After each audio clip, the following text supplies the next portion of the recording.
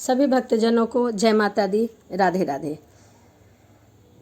दुर्गा सप्तशती की कथा अध्याय 2 और 3। महर्षि देवताओं के तेज से देवी का प्रादुर्भाव और महिषासुर की सेना का वध। महर्षि मेघा बोले, प्राचीन काल में देवताओं और असुरों में पूरे 100 वर्ष तक घोर युद्ध हुआ। उसमें असुरों का स्वामी महिषासुर था और देवताएं इंद्र देवताओं के नायक थे। इस युद्ध में देवताओं की सेना परास्त हो गई। इस प्रकार संपूर्ण देवताओं को जीतकर महिषासुर इंद्र बन बैठा था। युद्ध के पश्चात हारे हुए देवता प्रजापति ब्रह्मा जी को साथ लेकर उस स्थान पर पहुंचे जहां भगवान शंकर विराजमान थे। देवताओं ने अपनी हार का सारा वृत्तांत भगवान श्री विष्णु और शंकर जी को सुनाया। वह कहने लगे कि हे प्रभु, महिषासुर सूर्य, इंद्र, अग्नि, वायु, चंद्रमा, यम, वरुण तथा अन्य देवताओं के सब अधिकार छीनकर सबका अधिष्ठा स्वयं बन बैठा है। उसमें समस्त देवताओं को स्वर्ग से निकाल दिया है। वे मनुष्य की तरह पृथ्वी पर इधर उधर घूम रहे हैं। दैत्य की सारी करतूतें हमने आपको सुना दी है और आपकी शरण में इसीलिए आए हैं कि आप उनके वध का कोई उपाय सोचे। देवताओं की बातें सुनकर भगवान श्री हरि और शंकर जी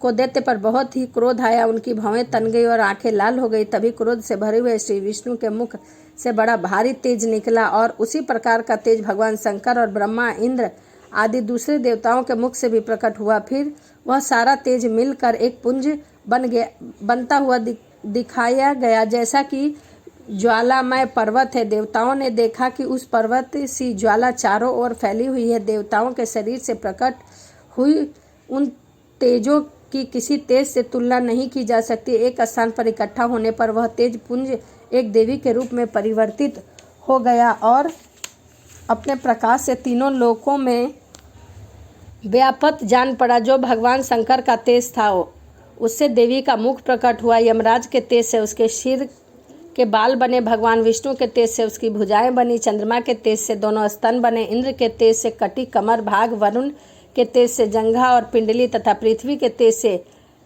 नितंब भाग बना। ब्रह्मा के तेज से दोनों चरण और सूर्य के तेज से उनकी उंगलियां पैदा हुई। वसुओं के तेज से हाथों की उंगलियां एवं कुबेर के तेज से नासिका बनी। प्रजापति के तेज से उसके दांत और अग्नि के तेज से उसके तीनों नेत्र। संध्या के तेज से उनकी दोनों भवें, वायु के तेज से उनके कान प्रकट हुए। इस प्रकार देवी का प्रादुर्भाव हुआ। महिषासुर से पराजित देवता उस देवी को देखकर अत्यंत प्रसन्न हुए। भगवान शंकर ने अपने त्रिशूल में से एक त्रिशूल निकाल कर देवी को दे दिया। भगवान कृष्ण ने अपने चक्र में से एक चक्र निकालकर उस देवी को दे दिया। वरुण ने देवी को शंख भेंट किया। अग्नि ने इसे शक्ति दी। वायु ने धनुष, बाण और पूर्ण तरकश दिए। सहस्र नेत्रों वाले देवराज इंद्र ने उसे अपने व्रज से उत्पन्न करने पर व्रज दिया और ऐरावत हाथी का एक घंटा उतारकर देवी को भेंट की। यमराज ने उसे काल दंड में से एक दंड दिया। वरुण ने उसे पास दिया। प्रजापति ने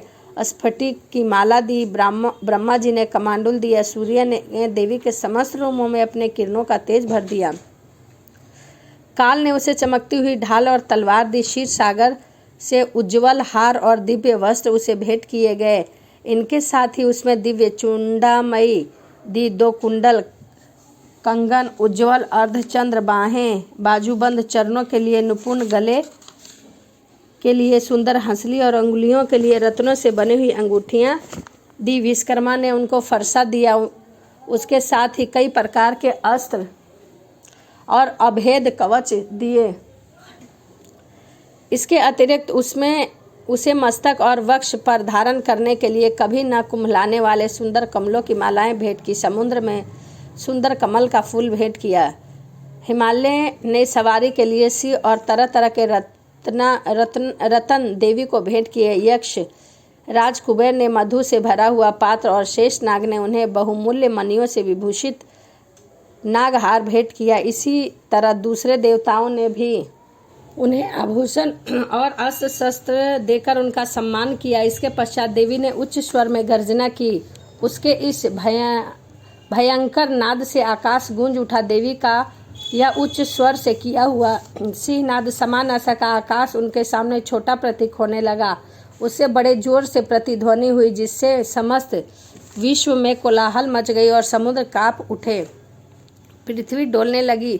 सबके सब पर्वत हिलने लगे। देवताओं ने उस समय प्रसन्न होकर सिंह वाहिनी जगदम्बिका देवी से कहा, हे देवी तुम्हारी जय हो। इसके साथ महर्षियों ने भक्ति भाव से विनम्र होकर उनकी स्तुति की। संपूर्ण त्रिलोकी को शोक मग्न देकर दैत्यगण अपनी सेनाओं के साथ लेकर और हथियार आदि सजाकर उठ खड़े हुए। महिषासुर ने क्रोध की कोई सीमा न थी। उसने क्रोध से भरकर कहा, यह क्या उत्पात है। फिर वह अपनी सेना लेकर उस ओर दौड़ा जिस ओर देवी का भयंकर नाद का शब्द सुनाई दिया था। आगे पहुंचकर उसने देवी को देखा, जो कि अपनी प्रभा से तीनों लोकों को प्रकाशित कर रही थी। उनके चरणों के भार से पृथ्वी दबी जा रही थी। माथे पर मुकुट से आकाश में एक रेखा सी बन रही थी। उनके धनुष की टंकार से सब लोग क्षुब्ध हो रहे थे। देवी अपनी सहस्त्र भुजाओं से संपूर्ण दिशाओं में फैलाए खड़ी हुई थी। इसके पश्चात उनका दैत्य के साथ युद्ध छिड़ गया और कई प्रकार से अस्त्र शस्त्र से सब के सब दिशाएं उद्भासित होने लगी। महिषासुर की सेना का सेनापति चिक्षुर नामक एक महान असुर था। वह आगे बढ़कर देवी के साथ युद्ध करने लगा। दूसरे दैत्य की चतुर्गिनी सेना साथ लेकर चामर भी लड़ने लगा और 60,000 महारथियों के साथ उद्रग नामक महादैत्य आकर युद्ध करने लगा। महाहनु नामक असुर 1 करोड़ रथियों के साथ, आसीलोमा नामक असुर 5 करोड़ सैनिकों के साथ लेकर युद्ध लड़ने लगा। वाशकल नामक असुर 60 लाख असुरों के साथ युद्ध में डटा रहा। विडाल नामक असुर 1 करोड़ रथियों सहित लड़ने के लिए तैयार था। इन सबके अतिरिक्त और भी हजारों असुर हाथी और घोड़े साथ लेकर लड़ने के लिए आए थे। महिषासुर करोड़ रथों, हाथी और घोड़ा सहित वहां आकर देवी के साथ लड़ने लगा।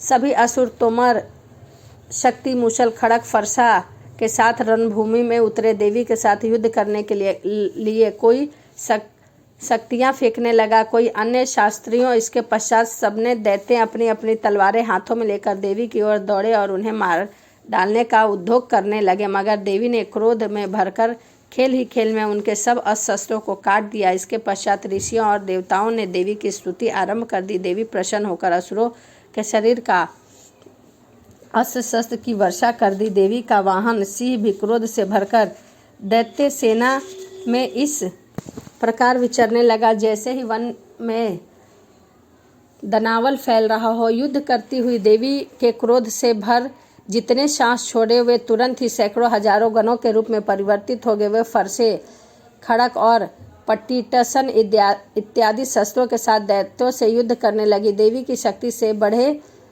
हुए वह गण दैत्यों का नाश करते हुए ढोल, शंख, मृदंग आदि बजा रहे थे। तदंतर देवी ने त्रिशूल, गदा, शक्ति, खड़क इत्यादि से सहस्त्रों असुरों को मार डाला। कितनों को घंटे की भयंकर आवाज़ से ही यमलोक पहुंचा दिया। कितने असुर को उसने पास में बांधकर पृथ्वी पर घसीटा। कितनों को अपनी तलवार के टुकड़े टुकड़े कर दिए तो कितने को गदा की चोट से धरती पर सुला दिया। कई दैत्य मूसल की मार से घायल होकर रक्त वमन करने लगे और कई शूल से छाती फट जाने के कारण पृथ्वी पर लेट गए। कितने की तो वान वर्षा से कमर टूट गई। देवताओं की पीड़ा देने वाले दैत्य कट कट कर मरने लगे। कितनों की बाहें अलग हो गई, कितनों की ग्रीवाएं कट गई, कितनों के सिर कट गए, कटकर भूमि पर लुढ़क गए। कितनों के शरीर बीच से कट गए, कितनों की जांघाएं कट गई, वे पृथ्वी पर गिर पड़े। कितनों के सिर और पैरों के कटने पर भी भूमि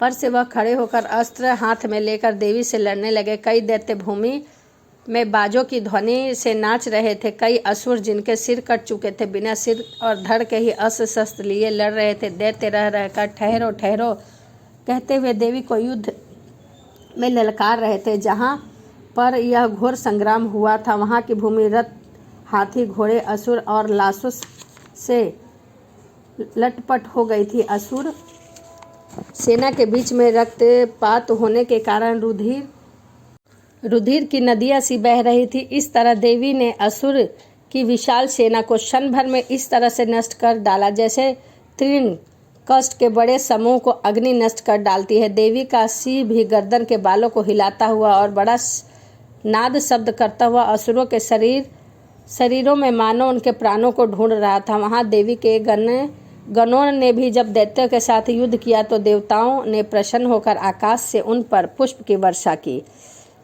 महर्षि सेनापति सहित महिषासुर का वध। महर्षि मेघा ने कहा, महिषासुर की सेना नष्ट होती देख उस सेना का सेनापति चिक्षुर क्रोध से भरकर देवी के साथ युद्ध करने के लिए आगे बढ़ा। वह देवी इस प्रकार बाणों की वर्षा कर रही थी मानो सुमेरु पर्वत पानी की धार बरसा रहा हो। इस प्रकार देवी ने अपने बाण से उनके बाणों को काट डाला तथा उसके घोड़ों और सारथी को मार दिया। साथ ही उसके धनुष और उसकी अत्यंत ऊंची ध्वज को भी काट कर नीचे गिराया। उसका धनुष कट जाने के पश्चात उसके शरीर के अंग को भी अपने बाणों से बीध दिया। धनुष, घोड़े और सारथी के नष्ट हो जाने पर वह असुर ढाल और तलवार लेकर देवी की तरफ आया। उसने अपनी तीक्ष्ण धार वाली तलवार से देवी के सिंह के मस्तक पर प्रहार किया और बड़े वेग से देवी की बाईं भुजा पर वार किया, किंतु देवी की बाईं भुजा को छूते ही उस दैत्य की तलवार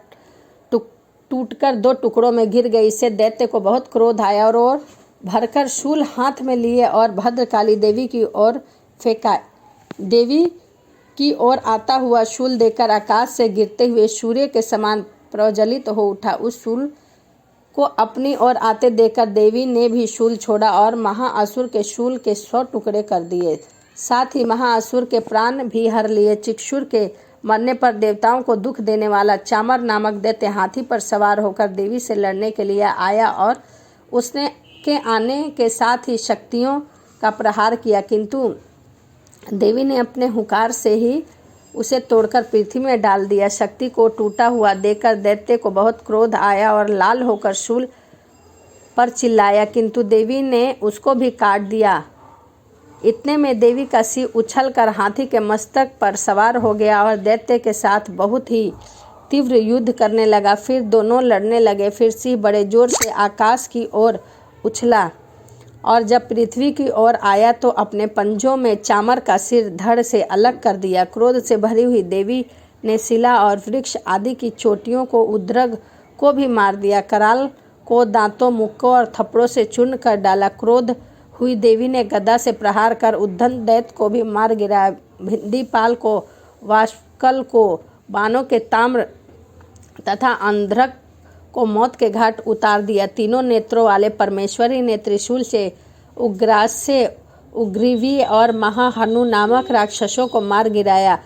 उसने अपनी तलवार से विडाल नामक दैत्य का भी सिर काट डाला और अपने बाणों से दुर्धर और दुर्मुख राक्षसों को भी यमलोक पहुंचा दिया। इस प्रकार जब महिषासुर ने देखा कि देवी ने मेरी सेना को नष्ट कर दिया है तो वो भैंसे का रूप धारण कर देवी के गणों को दुख देने लगा।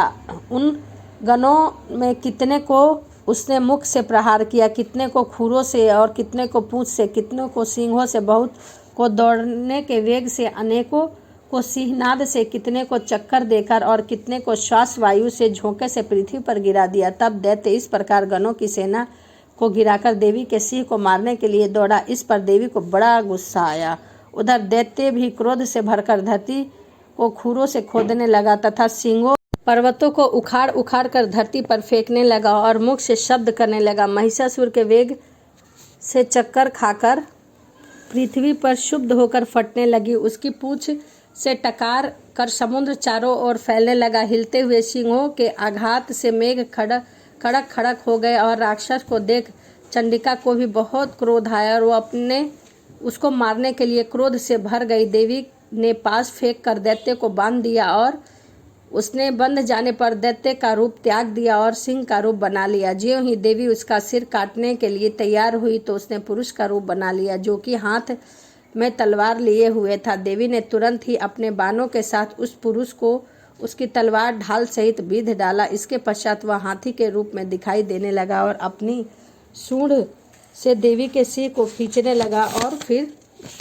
गर्जन करने लगा। देवी ने अपनी तलवार से उसकी सूंड काट डाली। तब राक्षस ने एक बार फिर भैंसे का रूप धारण कर लिया और पहले की तरह चर अचर जीवों सहित समस्त त्रिलोकों की व्याकुल करने लगा। इसके पश्चात क्रोध से भरी हुई देवी बारंबार उत्तम मधुपान करने लगी और लाल लाल नेत्र करके हंसने लगी। उधर बालवीर्य तथा मंद से युद्ध क्रुद्ध हुआ दैत्य भी गरजने लगा। अपने सिंहों से देवी पर पर्वतों को फेंकने लगा। देवी अपने बाणों से उसके फेंके हुए पर्वतों को चूर्ण कर रही थी। करती हुई बोली, अरे मूर्ख, अब तक मैं मधुपान कर रही हूँ, तब तक तू गरज ले, इसके पश्चात मेरे हाथों से तेरी मृत्यु हो जाएगी। पर जाने पर देवता गरजेंगे।